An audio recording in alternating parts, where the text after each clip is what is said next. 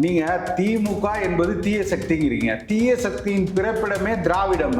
திராவிடத்தை எங்கு அவங்க தொடங்கினாங்களோ அதுதான் அவங்க கொள்கைங்கிறீங்க. செத்து போன திராவிடத்தை நீங்க எடுத்துட்டு வரீங்களே, அவர்களை நீங்கள் உயிர்ப்பிக்கிறீங்க நாங்க சொல்றோம். மறைமுகமாக நீங்கள் எந்த திராவிடம் இந்த மண்ணை அழித்ததோ அதை நீங்க தூக்கி கொண்டு வர்றீங்க. அதனாலதான் எல்லாருக்கும் உங்களுக்கு மேல சந்தேகம் வருது. பிரச்சனையை நீங்கள் மேலோட்டமா சொல்லிட்டு போறீங்க, மேலோட்டமா வாசிச்சுட்டு போறீங்க. அப்படி இல்லை, அந்த மக்களோட மக்களாக அந்த களத்தில் இருந்து அவங்களுக்கு பிரச்சனை உண்மை என்னன்னு தெரியணும். அது தெரியாது உங்களுக்கு. நீங்க ஸ்கிரிப்டை வாசிட்டு போறீங்க. இது யார் வேணாலும் பண்ணலாம், நீங்க பண்ணலாம், நான் பண்ணலாம், யார் வேணாலும் பண்ணலாம். ஒரு குழந்தைகிட்ட 4வது படிக்கிற குழந்தைகிட்ட இந்த பேப்பர்ல உள்ள படிச்சுட்டு மன படிச்சுட்டு போகுது. இவர்களெல்லாம் எதற்காக கட்சி ஆரம்பித்தாலும் நீங்க சொல்லுங்க. எந்த கொள்கையும் கிடையாது. ஒன்று சாதியை வைத்து கட்சி ஆரம்பிச்சிருப்பாங்க, ஒரு மதத்தை வைத்து கட்சி ஆரம்பிச்சிருப்பாங்க, இல்லைன்னா இவர்களின் பினாமி கட்சியாக வந்திருப்பாங்க. எப்படி இஸ்லாமிய வாக்களை வாங்கணும், நாளைக்கு கிறிஸ்துவ வாக்களை வாங்கணும், இந்த சாதி கொங்கு வேளாளர்கள் சாதியின் வாக்களை வாங்கணும், நான் நேரடியாக போய் திமுகவுக்கு வாக்கு போடு அப்படின்னா போட மாட்டான். இவர்கள் சாதியாக ஒரு சங்கமாக சேர்த்து வைத்துக் கொண்டு இவர்களுக்கு தேவையானவற்றை நான் நிறைவேற்றிவிட்டால் இவர்கள் எல்லாம் ஒட்டுமொத்த வாக்குகளை நாம் வாங்கி விடலாம் என்று நாளைக்கு கச்சத்தீவை மீட்டு வருவதற்காகவோ, இல்லை காவிரி பிரச்சனையை தீர்ப்பதற்காகவோ, நாளைக்கு முல்லை பெரியார் பிரச்சனையை தீர்ப்பதற்காகவோ, இங்குள்ள வளங்களை காப்பதற்காகவோ ஒருத்தர் அதற்கான செயல்பாடுகள் எடுத்து அதற்காக முயற்சிகள் எடுத்து அதில் வெற்றி பெற்றார் என்றால் நாங்கள் பாராட்டக்கூடிய முதல் ஆளாக இருப்போம். அதில் மாற்றுக்கிறது இல்லை. ஆனால் நீங்கள் எடுத்து வைக்கக்கூடிய செய்திகள், நீங்கள் எடுத்து கொடுக்கிற தத்துவங்கள், இல்ல நீங்க சொல்லக்கூடிய விஷயங்கள் எல்லாமே தவறா இருக்கிறது. அதனால தான் நாங்கள் எதிர்க்க வேண்டிய இடத்துல நிக்கிறோம். சமூக நீதி பேசுற பெரியாரின் பிள்ளைகள் நீங்க சொல்லலாம், எனக்கு சாதி பார்த்து வாக்கு போடாதரா, நீ எனக்கு காசு வாங்கி ஓட்டு போடாதரா, நான் உனக்கு காசு கொடுக்க மாட்டேன்டா ஓட்டுக்கு, கள்ள ஓட்டு போடாதான்னு சொல்லுவார் அவரு. திருமங்கலம் ஃபார்முலாவில் ஆரம்பிச்சு ஈரோடு ஃபார்முலாவில் ஆரம்பிச்சு மொத்தமும் பண்ணவங்க இவங்க தானே. நிம்மதி ப்ராப்பர்ட்டி மேனேஜ்மெண்ட். கான்டாக்ட் 766700 ரகரம் வாய்ஸ் நேயர்களுக்கு வணக்கம். இன்றைக்கு நேர்காணல்ல நம்ம கூட இணைஞ்சிருக்காங்க நாத்தாக்காவின் மாநில ஒருங்கிணைப்பாளர் திரு சசிகுமார் அவர்கள். வணக்கம். வணக்கம் சார். இப்போ தேர்தல் களம் அப்படிங்கிறது இதுக்கு முன்னாடி பேசப்பட்டது என்னன்னா, அதிமுக திமுகவுக்கு ஒரு வலுவான போட்டியா கிட்டத்தட்ட 3வது சக்தியாகவே விஜய் வந்துட்டாரு அப்படிங்கிறது. இன்னைக்கு பார்த்தோம்னா ஆல்ரெடி சீமான் களத்துல இருக்காரு. கிட்டத்தட்ட நீண்ட நாள் போராட்டம் அப்படின்னே சொல்லலாம் சீமான் அவர்களோடது. இப்போ களம் சீமான் விசஸ் விஜய் அப்படின்னு மாறி இருக்கா, என்டிகே விசஸ் டிவிகே அப்படின்னு மாறி இருக்கா? இல்லை, இது ஒருபோதும் இந்த மாதிரியான ஒரு நேரேஷன் செட் பண்ணுறது யாருன்னு பார்த்தீங்கன்னா ஆளும் திமுக அரசு தான். ஏன் அப்படி நினைக்கிறாங்க அப்படின்னா, கொள்கை அளவில் சித்தாந்தத்தின் அளவில் ஒரு வீரியம் மிக்க இந்த மண்ணை சார்ந்த இந்த மண்ணின் அரசியலை பேசக்கூடிய, இதுவரை இந்த மண்ணை ஆண்டவர்களுக்கு முற்றிலும் எதிராக இந்த மண்ணை சார்ந்த ஒரு அரசியலை முன்னெடுத்து அதன்பாடு உள்ளக்கூடிய தமிழ் தேசியத்தை எடுத்துக்கொண்டு ஒரு கட்சி உருவாகி இன்னைக்கு 8.2% வாக்குகளை பெற்று இன்னைக்கு ஒரு மிகப்பெரிய சிம்ம சொப்பனமாகவும் இந்த திராவிடம் என்பதே பொய் என்பதையும் மக்களிடம் கொண்டு போய் சேர்த்து ஒரு கொள்கை அளவில் இந்த ஒரு கட்சி இவ்வளவு தூரம் முன்னேறி இருக்கும்போது இதை உடைக்கும் விதமாக இவர்கள் செய்யக்கூடிய நாடகம் தான் இந்த மாதிரி கொண்டு வர்றதே தவிர, இதற்கு முன்னாடி கமலஹாசன் தான் நாம் தமிழருக்கு எதிர், கமலஹாசனுக்கும் நாம் தமிழருக்கும் தான் போட்டி, இப்படிதான் கொண்டு வந்தாங்க. அதே மாதிரி தான் இன்னைக்கு கமலஹாசன் அவர்கள் எப்படி நீர்த்து போய் இன்னைக்கு திமுகவோட ஒன்றி போய் நிற்கிறாரோ அதே இடத்துக்கு தான் நாளைக்கு விஜய் அவர்களும் செல்வார். விஜய் அவர்களும் இவர்கள் பின்னாடி இருந்து இயக்குகிறார்கள் என்பதுதான் உண்மை.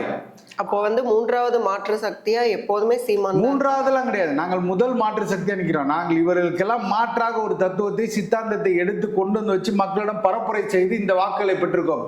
நாங்கள் வெறுமனே ஒரு சினிமா பின்புலத்தோடையோ இல்லை ஒரு கவர்ச்சி அரசியலை செய்தோ இல்லை இங்குள்ள ஊழல் மலிந்திருக்கு, ஊழலுக்கு எதிராக நீங்க எங்களுக்கு வாக்கு செலுத்துங்கள் என்பதோ இல்லை ஒரு சாதியை வைத்து பின்புலமாக வாக்குகளை செலுத்தியோ வாக்குகளை வாங்கல.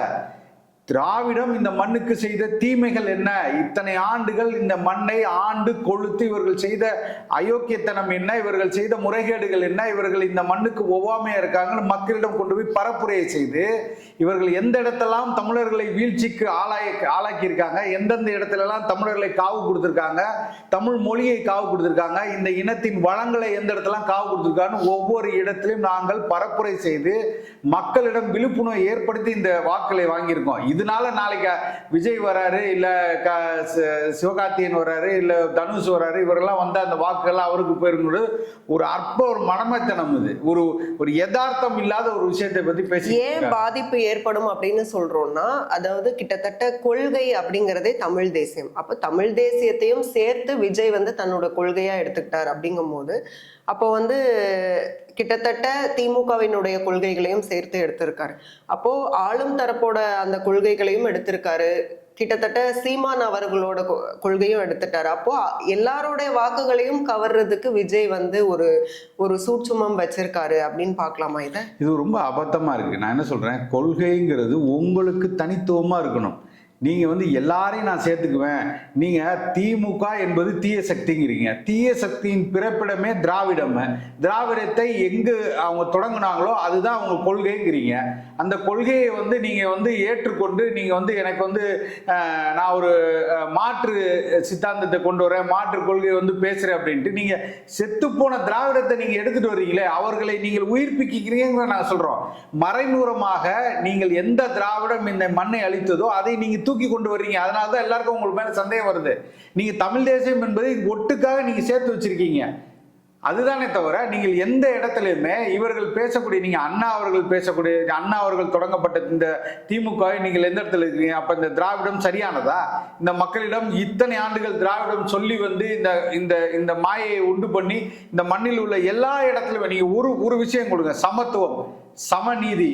நீங்கள் புதிதாக பேசுங்க, நீங்க திராவிடம் எங்களுக்கு, அதுல இருந்து தமிழ் தேசியமும் திராவிடமும் ஒண்ணு. திராவிடத்தின் மெயின் முக்கியமான இதை நீங்க எதுக்கு எடுத்துட்டு வர்றீங்கிற அதுதானே உங்க மேல சந்தேகம் வருது. நீங்க வந்து திராவிடம் என்பது, இப்ப ஒரு உதாரணத்துக்கு சொல்றேனே, திராவிடம் என்பது இன்னைக்கு வந்து பெரியார் அவர்கள் வந்து என்ன சொன்னார், 1953 அவர் வந்து எல்லாமே வந்து இந்த மொழி வழி மானியமா பிரிச்சதுக்கு அப்புறம் எல்லை போராட்டம் நடக்கும்போது, எல்லைகளை பிரிக்கும் போது இங்கு வந்து சித்தூர் எல்லாம் வந்து நம்மளை விட்டு கைவிட்டு போகும்போது அவர் வந்து இது முக்கியம் இல்ல, நான் விநாயகர் சிலையை உடைப்பதுதான் முக்கியம்னு பிள்ளையாரை உடைக்கிறதுக்கு முன்னாடி நின்னாரு.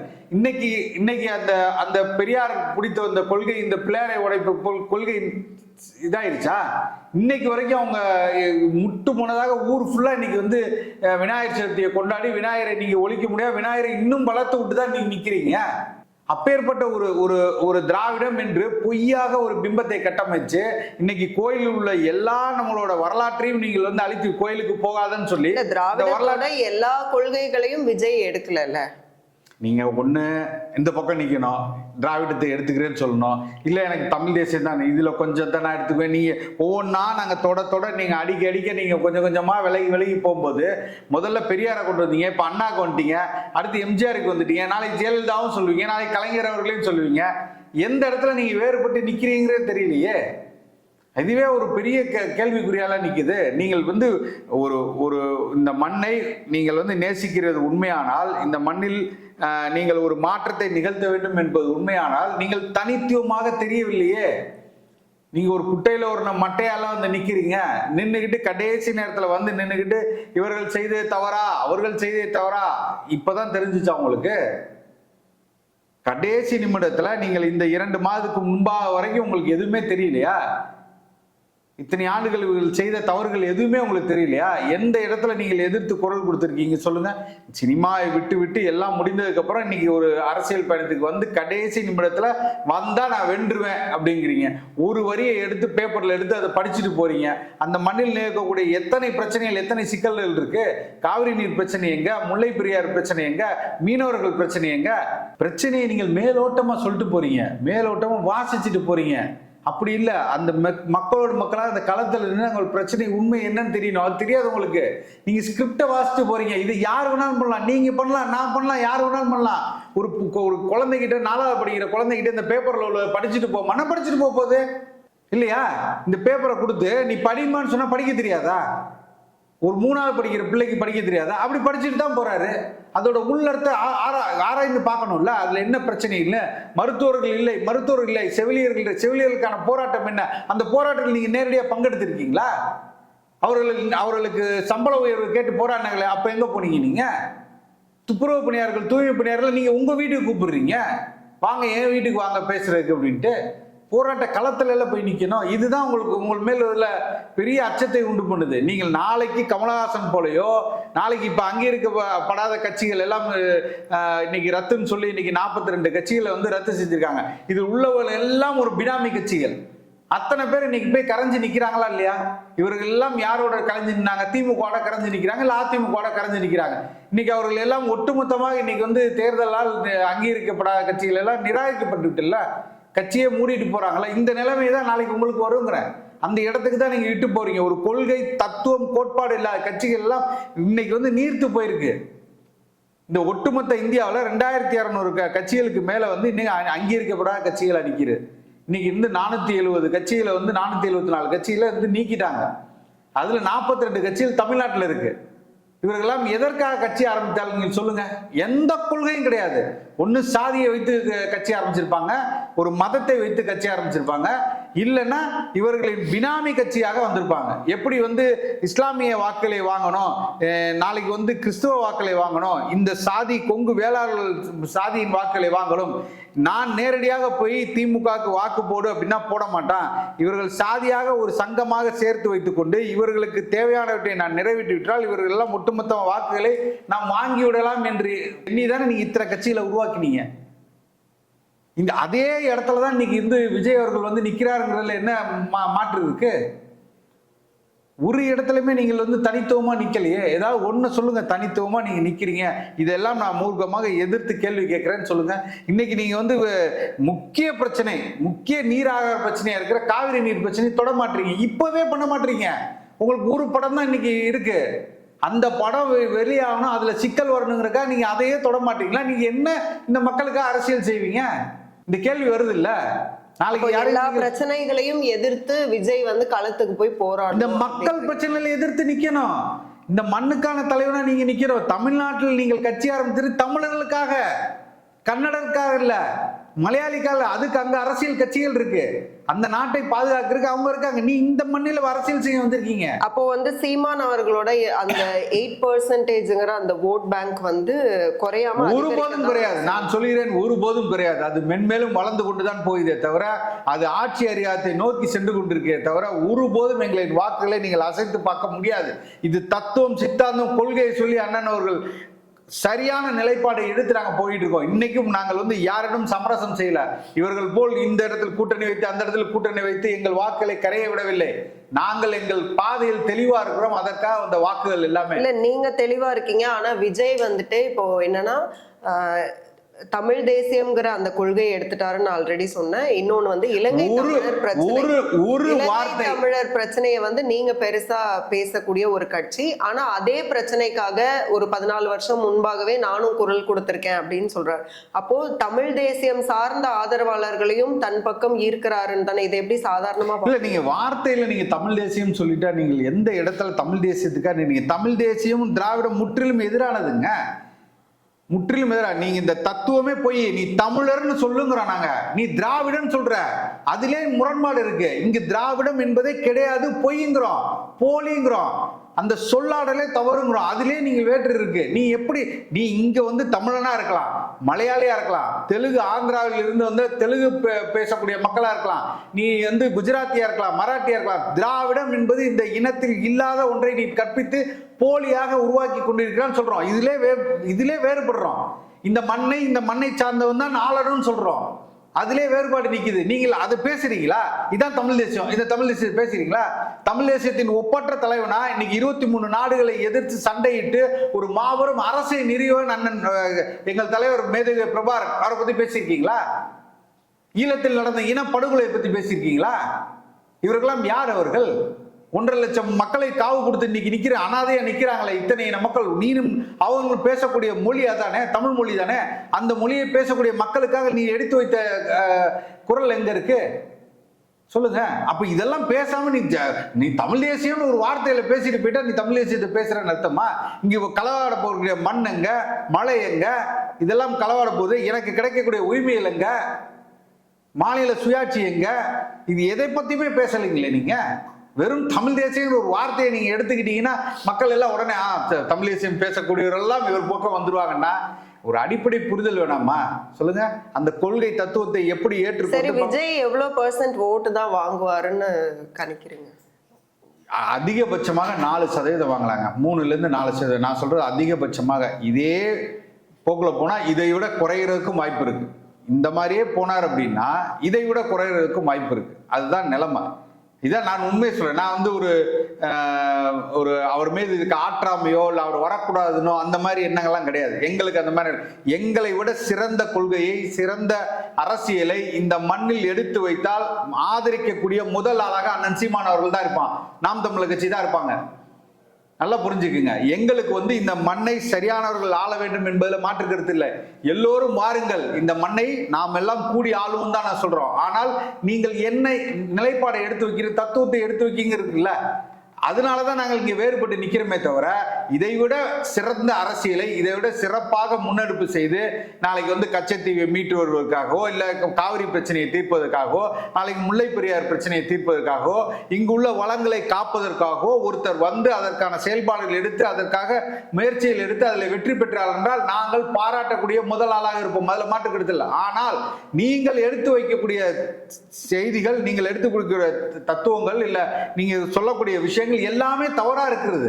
அதனால தான் நாங்கள் எதிர்க்க வேண்டிய இடத்துல நிக்கிறோம். வேற ஒண்ணுமே கிடையாது. இப்போ திமுகவோ அதிமுகவோ இரண்டுமே வந்து திராவிடத்தை முன்னிறுத்தக்கூடிய கட்சி, அந்த திராவிட சித்தாந்தத்தை முன்னிறுத்தக்கூடிய கட்சிகள்.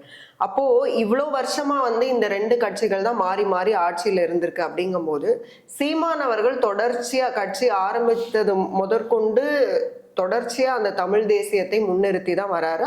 அதுல தமிழர் நலன் இருக்கு. ஆனா எங்க வந்து இந்த கேப் வருது? வெறும் 8% ஓட் அப்படிங்கிறதுக்கும், ஆனா கட்சிகள் மாறி மாறி ஆட்சி அமைச்சுக்கிட்டே இருக்கு. அந்த நீங்க சொன்ன மாதிரி அந்த திராவிடம்ங்கிறதே பொய் அப்படின்னா கூட மக்கள் ஆதரவு அங்கதான் பெருசா இருக்குன்னா எங்க இந்த கேப் வருது? இல்ல, இது நல்ல கேள்வி. இது நான் என்ன சொல்றேன்னா, இது தொடர்ச்சியாக நாம் தமிழர் மீது வைக்கக்கூடிய கூட கேள்வி. இது என்ன எப்படி இருந்தாலும் நீங்கள் வந்து இன்னும் வெல்லலையே, உங்களை தாண்டி இல்லை அதிமுகவுக்கோ இல்லை திமுகவுக்கு தானே போறாங்க அப்படிங்கிறது. ஆனா ஒரு யதார்த்தம் நான் புரிஞ்சுக்கங்க. 2016 தேர்தலில் நாங்கள் முதலில் துவங்கியிலிருந்து 2024 தேர்தலை சந்திக்கும் வரைக்கும் எங்களுக்கான ஒரு ஒரு நிலைப்பாடு நாங்கள் சொல்லிடுறோம். யாரிடமும் கூட்டணி கிடையாது.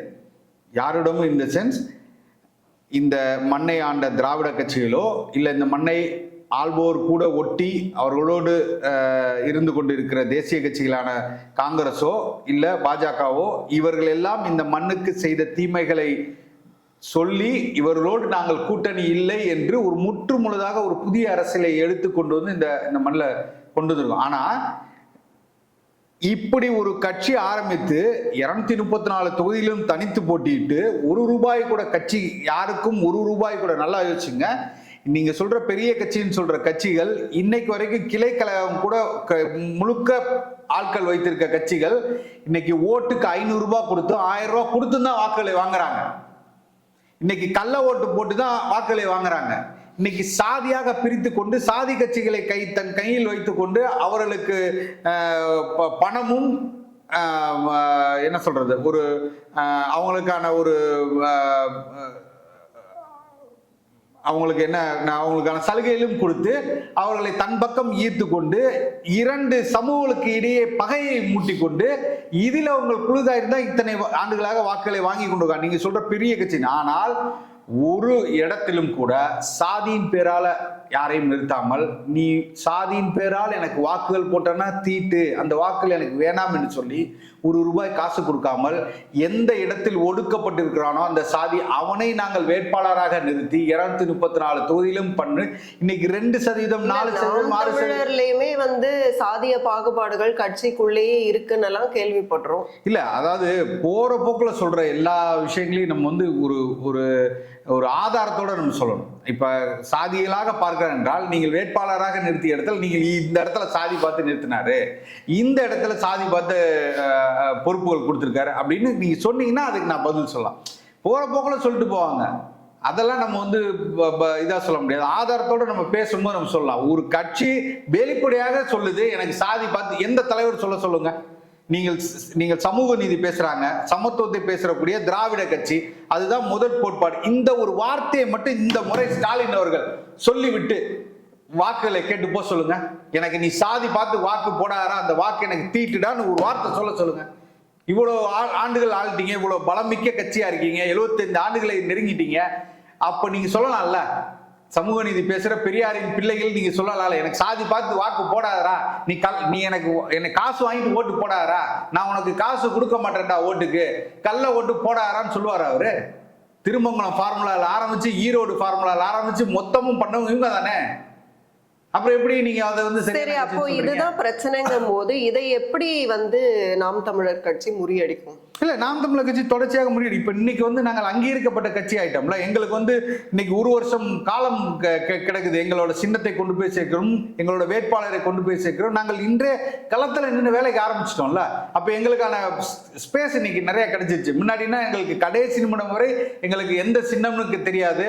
எங்களுக்கு மிகப்பெரிய பிரச்சனையா இருந்தது சின்னத்தை கொண்டு போய் ஒவ்வொருத்தரையும் மாற்றி மாற்றி சின்னம் கொடுத்தது. ஆனால் இந்த முறை அப்படி இல்லை. எங்களுக்கு சின்னம் ஏற்கனவே கிடைக்கப்பட்டது, அங்கீகரிக்கப்பட்ட கட்சி ஆயிட்டோம். நாங்கள் வேட்பாளரை நிறுத்தி விட்டோம்.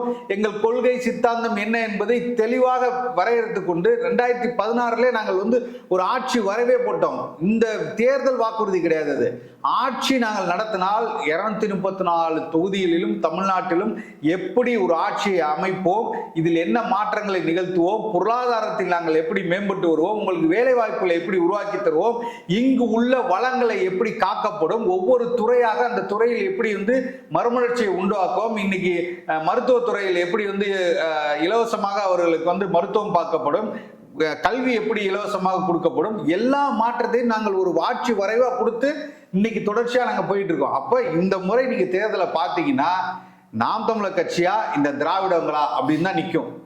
அதுதான் இன்னைக்கு போரா நிற்கும். இவர் வேணா சும்மா பேசிட்டு நீங்க போறதுனால நீங்க சொல்லலாம், பாருங்க கூட்டம் வந்துச்சு, கூட்டம் வரதான் செய்யும், எல்லாருக்கும் கூட்டம் வரும், அதுல மாற்றுக்கத்தில் கூட்டம் வாக்காக மாறிய நீங்க ஒரு சரித்திரத்தை சொல்லுங்க. இல்ல, இளைஞர்களோட பங்கு அப்படின்னு நம்ம பார்க்கணும். வாக்காளர்கள்ல வந்து ஒரு 6ல் ஒருத்தர் அப்படின்னு எடுத்துக்கிட்டா இளைஞர்கள் அப்படின்னு டேட்டா இருக்கு.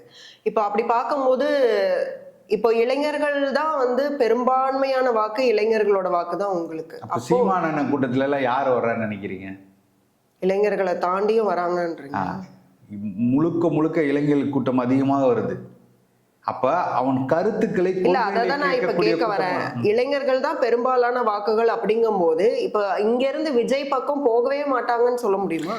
அதான் நான் சொல்லிட்டேன், அந்த 4% உங்கள்ட்ட நான் சொல்லிட்டேன். அது முதல் தலைமுறையா இருக்கிறவங்க, நீங்க 18ல இருந்து 25 வயதுக்குள்ளவர்கள் வெறும் 45 லட்சம் தான் இருக்காங்க வாக்காளர்கள். இங்க வர்றவங்க எல்லாம் வாக்காளர் கிடையாது. நீங்க நல்லா புரிஞ்சுக்கணும். 10 வயசு பையனும் விஜய் ரசிகர் இருப்பான், 12 வயசு பையனும் விஜய் ரசிகர் இருப்பான், கேரளாக்காரனும் விஜய் ரசிகர் இருப்பான், ஆந்திராவில் உள்ளவனும் விஜய் ரசிகர் இருப்பான், வாக்கு இங்க இல்லாதவனும் விஜய் ரசிகரா இருப்பான். ஸோ அவர்கள் எல்லாம் விஜயை ரசிப்பவர்கள் பார்க்க வர்றாங்க. நாம் தமிழர் கட்சியை சேர்ந்தவனும் அங்க வந்திருப்பான், திமுக காரனும் விஜயை பார்க்க வந்திருப்பான், திமுக காரர்களும் விஜயை பார்க்க வந்திருப்பார்கள். நல்லா புரிஞ்சுக்குங்க. கமல் ரசிகரும் வந்திருப்பார், விஜய் ரசிகரும் வந்திருப்பார், நயன்தாரா ரசிகர்களும் அங்க வந்திருப்பாங்க விஜயை பார்க்கிறதுக்கு. நீங்கள் இதெல்லாம் ஒரு கணக்காக வைத்துக்கொண்டு இதெல்லாம் வாக்குகளாக மாறும் என்றால் நீங்க யார் ஜெயிப்பான்னா, இங்க இருக்கக்கூடிய யாரோ ஒரு திரை பிரபலமோ இல்ல வந்து சோசியல் மீடியா பிரபலமோ யார் வேணாலும் இங்க வந்துவிடலாம், அரசியல் வந்துவிடலாம். ஆனால் அது அப்படி கிடையாது. இங்க மக்கள் ரொம்ப தெளிவா இருக்காங்க. இல்ல, அந்த ரசிகர் மனப்பான்மை அப்படிங்கிறது இருக்குல்ல. இப்ப வந்து விஜயோட ரசிகர், தீவிர ரசிகர்னா விஜய்க்காக எதையும் செய்வோம்னு இளைஞர்கள் வந்து வருவாங்க. சோ அந்த ரசிகர் மனப்பான்மை வந்து அப்போ ஓட்டா கன்வெர்ட் ஆகுற அளவுக்கு அந்த தீவிரத்தன்மை இருக்காதா? அதுதான் நான் சொல்றேன். இது நீங்க ஒட்டுமொத்த நீங்க கணக்கே நீங்க இப்ப ஒரு உதாரணத்துக்கு நான் சொல்லணும்னா, ஒரு தொகுதின்னு எடுத்துக்கிட்டீங்கன்னா 1 லட்சத்துலேருந்து 1,50,000 வாக்குகள் வாங்கணும் வெல்றதுக்கு. நீங்கள் ரசிகர்னு பார்த்தீங்கன்னா அதிகபட்சமாக 5,000 ரசிகர்கள், நான் கணக்கு போகிறேன், அதிகபட்சமாக நான் சொல்கிறேன் ஒரு 5,000 ரசிகர்கள் இருப்பான். அதுலேயும் அந்த ரசிகர்கள் பல கட்சிக்கு வாக்குகளை செலுத்தி கொண்டு வரவனா இருப்பான், ரசிகராக இருப்பான். நம்ம இந்த கட்சிகளுக்கு வாக்கு செலுத்துறவனா இருப்பான். படத்தை முதல் நாள் போய் பார்ப்பான், ஆனால் ஓட்டு அவருக்கு போடுவானா என்பதை நீங்கள் உறுதியாக சொல்ல முடியாது, உறுதியாக யாராலுமே சொல்ல முடியாது. அப்படிதான் இன்னைக்கு நிலைமை. அப்படி பார்த்தீங்கன்னா 4% என்பதே மிகப்பெரிய அளவுன்னு நான் சொல்றேன். தேர்தல் முடிந்ததுக்கு அப்புறம் நீங்க மறுபடியும் என்னிடம் கேள்வியை கேளுங்க, இதே கேள்வியை கேளுங்க, கேட்டு நீங்க சொல்லுவீங்க ஆமா சார் நீங்க சொன்னது சரின்னு. அப்படிதான் நடக்கும். அதான் கல யதார்த்தம், கல நிலவரம். நாங்கள் தேர்தலை மட்டுமே நோக்கி நாங்கள் ரசிகர்களை எடுத்துக்கொண்டு நாங்கள் கட்சியை நடத்தி கொண்டு அவர்களை பார்க்க செல்லல. தேர்தல் வந்துருச்சுன்ட்டு நாங்கள் ஒவ்வொரு நாளும் களத்தில் நிற்கிறோம். நாம் தமிழர் கட்சி பிள்ளைகள் ஒவ்வொரு நாளும் தன்னுடைய பிரச்சனையாக, தன் வீட்டில் நடக்கக்கூடிய பிரச்சனையாக, அந்த தெருவில் நடக்க பிரச்சனைக்காக போய் நிற்கிறான், வழக்கு வாங்கி நிற்கிறான், அந்த பிரச்சனைகளுக்காக குரல் கொடுத்து அந்த தீர்வைக்கான நிற்கிறான். அப்ப அவனுக்கு தெரியும்ல கலை யதார்த்தம் என்னென்ன. இப்ப ஸ்பீச்சஸ் அப்படின்னு பார்க்கும்போது, நானே நிறைய காலேஜஸ்ல வந்து உங்களோட ஃபேவரட்டான பாலிட்டிஷியன் யாரு அப்படின்னு கேட்கும்போது நிறைய பேர் சீமானை தான் வந்து பசங்க சொல்லியிருக்காங்க. அப்போ நிறைய பேர் வந்து சீமானோட பேச்சை வந்து ரசிக்கிறாங்க. அப்படிங்கும்போது இன்னைக்கு களத்துல விஜயுமே வந்து ஸ்பீச்சஸ்ல ரொம்ப கான்சென்ட்ரேட் பண்றாரு. அதுக்கு வந்து நரேட்டிவ் வந்து ஆப்போசிட்டா வந்து எழுதி வச்சு படிக்கிறாருன்னு சொன்னாலுமே கூட அவருடைய பேச்சுக்கு தாக்கம் இருக்கு, அவருடைய மாநாட்டு ஸ்பீச்சுக்கெல்லாம் தாக்கம் இருக்கு. அப்போ பேச்சுக்காக இங்க வரக்கூடிய ரசிகர்கள், பேச்சை ரசிக்கிறதுக்காக இங்க வரக்கூடிய ரசிகர்கள், அதுக்காக சீமானோட ரசிகர்களாக மாறக்கூடிய அந்த இளைஞர்கள், இப்போ விஜயோட ஸ்பீச் இன்னும் ஸ்ட்ராங் ஆயிட்டே போயிட்டே இருக்கும் போது அப்படியே இங்க மாறிடுவாங்க அப்படிங்கிற மாதிரி. அதாவது நீங்கள் கொள்கை பரப்பு செயலாளர் அப்படின்னு ஒரு பதவி இருக்குது கட்சிக்குள்ள. அவங்க வந்து ஸ்பீக்கர்ஸ். ஸோ அவங்க கட்சியின் முகமாக தான் அறியப்படுவாங்க. ஆனால் அவங்க தான் முகம் கிடையாது. ஒரு தலைவன் ஒரு தத்துவத்தை, ஒரு கொள்கையை வகுத்து, ஒரு கோட்பாடை வகுத்து, அதன்படி நடந்து, அதன்படி தன் அரசியலை எடுத்து செல்பவர் யாரோ அவர் தான் தலைவர்.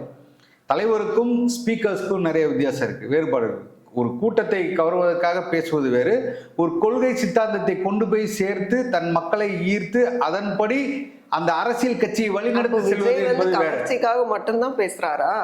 வேற என்ன இருக்கு? அவர் பேசக்கூடிய 2 நிமிஷம் இதுல நீங்க எப்படி கொள்கையை பேச முடியும்? சித்தாந்தத்தை எந்த இடத்துல சொல்றாரு அவரு? அதை மக்கள் பார்த்துக்கிட்டு இவர் அருமையான தலைவர், இவர் பின்னாடி போயிடலான்னு எப்படி போவாங்க?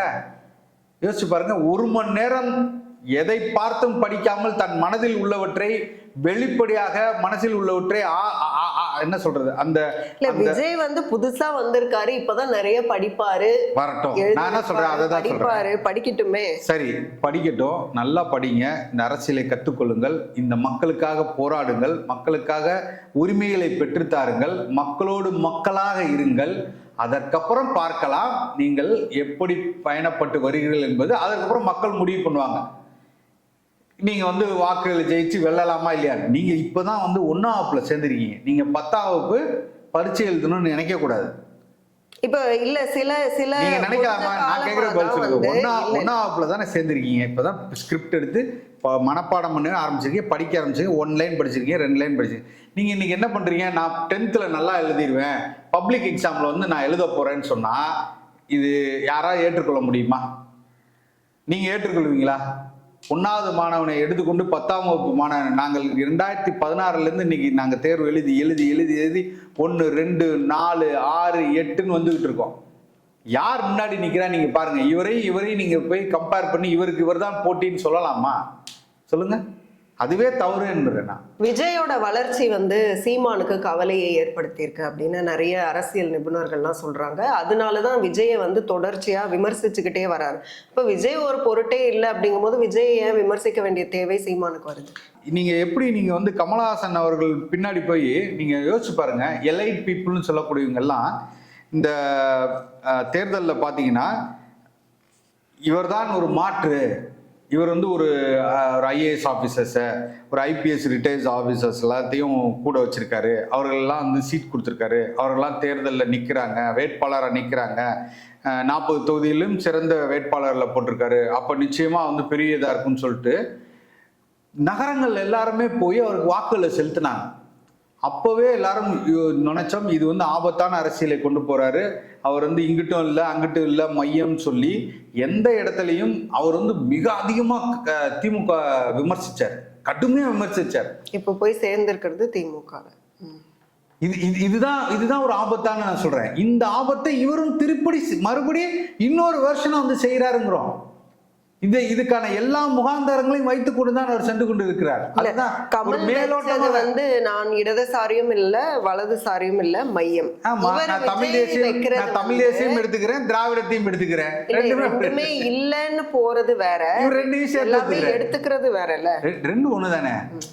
நீங்க இது எல்லாமே வேணான்னு சொல்றதும் ஒண்ணுதான், இது 2க்கு நான் நடுவுன்னு சொல்றது எப்படி, எல்லாமே எனக்குன்னு சொல்றது எப்படி, எல்லாத்தையும் நானும் வச்சுக்கிறேன் அப்படிங்கிறது எப்படி? அது எது தவறு எது சரின்னு நீங்க சொல்லணும்ல. அப்ப இது சரியா இது தவறா, இல்ல எல்லாமே சரியா இருந்ததா? அந்த கேள்விக்கு பதில் சொல்லணும்ல. நாளைக்கு நீங்க காங்கிரஸ் சரிம்பீங்களா? காங்கிரஸ் செய்த இனப்படுகொலை சரியா? அதுக்கு உங்களோட இது என்ன? அதிமுக வந்து இன்னைக்கு ஸ்டெர்லைட் போராட்டத்தில் பங்கு பெற்ற அத்தனை பேரும் சொல்றதுக்கு காரணமா இருந்தாங்களே, அதை பத்தி பேசுவீங்களா? அதிமுகவின் தலைவியாக இருக்கக்கூடிய செல்வி ஜெயலலிதா ஊழல் குற்றத்தில் உள்ள இருந்தாங்கன்னே, அது ஓகேவா? எம்ஜிஆரை நீங்க எடுத்துக்கிட்டீங்கன்னா உள்ளதிலே மோசமான ஆட்சி எம்ஜிஆர் ஆட்சி தாங்க. இன்னைக்கு இருக்கக்கூடிய அத்தனை பிரைவேட் இன்ஸ்டிடியூஷன்ஸ், எஜுகேஷன் இன்ஸ்டிடியூஷன்ஸ் எல்லாமே சாராய வியாபாரிகள் இல்லைன்னு மறுக்க முடியுமா? ராமச்சந்திரா காலேஜ் வச்சிருக்க உடையார் யாரு? ஜேபிஆர் காலேஜ் யாரு? இவருக்கெல்லாம் கல்வி தந்தையா? சொல்லுங்க. இங்க இருக்கக்கூடிய ஜெகத் ரச்சன் யாரு? ஏசி சண்முகம் யாரு? இவங்க எல்லாத்தையும் நீங்க வரலாறு எடுத்து பாருங்க. எல்லாரும் மிகப்பெரிய ஜாம்பவனாலையும் எல்லா இன்ஸ்டிடியூஷன் முதலாளியும் ஆக்கியவர் யாரு? எம்ஜிஆர் அவர்கள். ஸோ இத்தனை மருத்துவக் கல்லூரிகள், இத்தனை பொறியியல் கல்லூரிகள், இதற்கெல்லாம் தனியாரிடம் கொடுத்து, தனியாரிடம் தாரை வார்த்து இன்னைக்கு அவங்க தனித்தனி சாம்ராஜ்யத்தை நடத்தி கொள்வதற்கு காரணம் எம்ஜிஆர் அவர்கள். அப்ப இதெல்லாம் நீங்கள் பேசாமல் நீங்கள் எல்லாரையும் ஒன்று என்று எல்லாரையும் ஒரே இடத்துல வந்து நீங்கள் வந்து அவங்களை பொதுமைப்படுத்துறீங்க, நல்லவனா மாத்த முயற்சி பண்றீங்க. எப்படின்னா இப்ப திமுக என்ன செய்யும்னா, தன்னிடம் இருக்கக்கூடிய குறைகள் எல்லாத்தையும் தன்னிடம் இருந்து யாரிடம் பிறரிடம் போயிடக்கூடாது. எனக்கு உங்களை பிடிக்கல அப்படிங்கிறக்க நீங்க யார்கிட்டையும் வேற யார்ட்டையும் போகக்கூடாது. இவரே ஒரு பினாமியை ஏற்படுத்துவாரு, தன்னை எதிர்ப்பது போல் ஒரு கட்சியை ஏற்படுத்துவாங்க. அதுதான் அதிமுக இது நாள் வரைக்கும் இருந்தது. அதிமுகவும் திமுகவும் இரண்டு குட்டியில் ஒரே மட்டை, ரெண்டு ஒரே தான் செய்யும். இவனும் ஊழல் செய்வான், அவனும் ஊழல் செய்வான். மக்கள் என்ன நினைப்பாங்க? இந்த தடவை இவன் பரவாயில்ல இவனுக்கு ஓட்டு போடுவோம், இந்த தடவை இவன் பரவாயில்ல இவனுக்கு ஓட்டு போடுவோம்னு நினைப்பாங்க. இதே இடத்துல தான் நீங்க விஜய் அவர்களை கொண்டு வந்து நிறுத்துறாங்க. யாரெல்லாம் திமுகவின் மீது அதிருப்தி இருக்குதோ, எதிர்ப்பு இருக்குதோ, இதெல்லாம் ஒன்று அதிமுகவுக்கு போயிடக்கூடாது, இல்லை நாம் தமிழர் கட்சிக்கு போயிடக்கூடாது. இந்த வாக்குகளை இடைமறித்து யாராவது ஒருத்தரிடம் அறுவடை செய்ய வேண்டும். அதற்காக அனுப்பப்பட்டவர் தான் விஜய். இதை நான் பகிரங்கமா குற்றச்சாட்டை வைக்கிறேன். அப்ப இதை வந்து நீங்கள் எடுத்து சொல்லாம, எடுத்து பேசாம ஒரு கட்சி எப்படி நவுந்து செல்லும்? நீங்கள் நல்லது செஞ்சா நாங்க பாராட்டுறோம். நீங்கள் இந்த மண்ணுக்காக வந்திருக்கீங்க, சேவை செய்ய வந்திருக்கீங்கன்னா நாங்க பாராட்டக்கூடிய இடத்துல இருக்கோம். ஆனால் நீங்கள் எல்லாரையும் பொதுப்படுத்துறீங்க, எல்லாரையும் நியாயப்படுத்தி எல்லாத்தையும் ஒரு இடத்துல கொண்டு வர்றீங்க. இங்கு தேவையில்லாத ஒரு ஆணியாக இருக்கக்கூடிய பாஜகவை நீங்கள் எதிர்ப்பதனாலேயோ பேசுறதுனாலேயோ ஒரு பிரயோஜனம் இல்லை. இங்கு முக்கியமாக வேரோடு வேறாக நின்று இன்னைக்கு கிளை பரப்பி நிக்கிறது, இன்னைக்கு அரசியல் ஆக்டோபஸா நிக்கிறது திமுக. அதை சொல்லக்கூடிய திராவிட கடுமையாக எதிர்க்க தானே செய்யறாரு. எந்த இடத்துல சித்தாந்தத்தை கொள்கை எந்த இடத்துல இருக்கிற? நான் திருப்பி சொல்றேன், வாக்குறுதிகள் எதையுமே நிறைவேற்றல. திமுக ஒரு கொள்கையை வச்சிருக்க, ஆனா கொள்கைப்படி செய்யல அப்படிங்கறது ஒரு பெரிய விமர்சனம். நான் வந்தால் இதெல்லாம் செய்வேன்னு நீங்க எந்த இடத்துலயும் சொல்லல. இல்ல, சமத்துவம் அப்படிங்கறது திராவிட கொள்கையா இருக்கு, ஆனா இது வரைக்கும் அது கிடைச்சதானா? இல்ல. அப்போ அதை கொண்டு வருவதற்கு நான் அதுல இருந்து நான் இதை எடுத்துக்கிறேன்னு ஒரு தலைவர் சொல்றதுல என்ன? அதுவே தவறுன்ற. அப்ப நீங்க வந்து அதை நீர்த்து போ செய்றீங்கிற அந்த தத்துவம் வந்து சரின்னு சொல்ல வர்றீங்க. நீங்கள் அதை நியாயப்படுத்தி அது சரி, சமத்துவம் சரியானது தானே. அதுக்கு நாங்களும் அதானே சொல்றோம். தமிழ் தேசியம் அதானே சொல்லுது. தமிழ் தேசியம் அது வேறன்னு சொல்லுதா? இல்லையே. எல்லோருக்கும் சமம். நாங்கள் தான் இன்று வரை அதை வந்து மண்ணில் செயல்படுத்தி கொண்டிருக்கோம். அதை திராவிடம் செய்யலங்கிறோம். நீங்க நல்லா நீங்க யோசிக்கணும். இதை சொல்லி வந்த கட்சிகள் இதுவரை செய்யலைங்கிறோம் நாங்க. அதற்கு உதாரணம் இன்று நடக்கக்கூடிய பிரச்சனைகள். திமுக ஆட்சியில் திமுக கரை வேட்டி கற்றவரே அவர்கள் கட்சியின் கூட்டணியா இருக்கக்கூடிய விடுதலை சிறுத்தைகளை அவர்கள் நடத்தக்கூடிய விதம், அவர்களுக்கு இதுவரைக்கும் ஒரு கொடியேற்றம் இல்ல. அவர்கள் கூட்டணி கட்சிகளுக்குள்ள இருக்கக்கூடிய இடத்துல, கூட்டணி கட்சியா போய் வாக்கு கேட்கிற இடத்துல இவர்கள் விடுதலை சிறுத்தை கொடி, அவர்கள் கூட்டணியில் இருக்கக்கூடிய கட்சியின் கொடியை ஏற்ற முடியல. இன்னைக்கு அவர்களை சமமாக பாதிக்க முடியல. அதே கட்சியை சேர்ந்த வன்னியரசு சொல்றாரு, உங்களுக்கெல்லாம் பொது தொகுதி தேவையான கலைஞர் கேட்டாருங்கிறார். நீங்கள் கலைஞர் கேட்டாருன்னா கலைஞர் அவர் வந்து அந்த அந்த திமுக திராவிட கொள்கையின் ஒரு அங்கம் இல்லையா? அவரு யாரோ ஒரு திமுக சேர்ந்தவர் கூட பேசியிருக்கலாம். ஆனா தமிழ் என்ன சொல்றது, திராவிடத்தின் தலைவர் என்று சொல்லக்கூடிய கலைஞர் கேட்டுக்காரு, உனக்கெல்லாம் வந்து பொது தொகுதிக்கு ஆசைப்படலாமான்னு.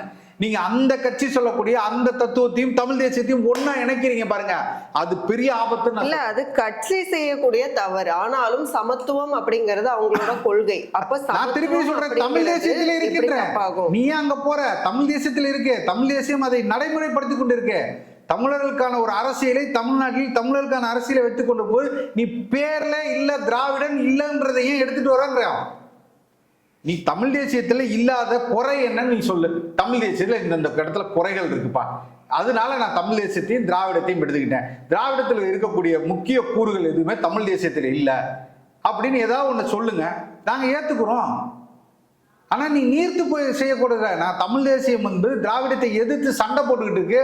நீ இல்ல நீனு நானும் ஒண்ணுதான்ட்டு உன்னை கொண்டு வர்றேன்னா அதுதான் ஆபத்தா இருக்கு.